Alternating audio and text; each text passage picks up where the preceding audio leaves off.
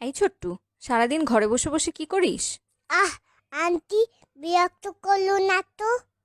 মাটু পাটু খিচুড়ি গানটা দেখতে দাও তো।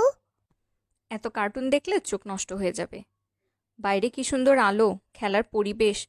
চল চল, পার্কে ঘুরে আসি। উহ, কি লোদ। রোদে ভিটামিন ডি থাকে, হাড়গোড় মজবুত হবে। চল। বাহ, কি সুন্দর পরিবেশ।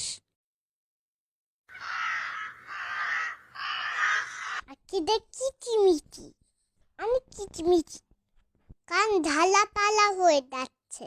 কি বলিস? আমার তো মনটাই ভালো হয়ে গেল।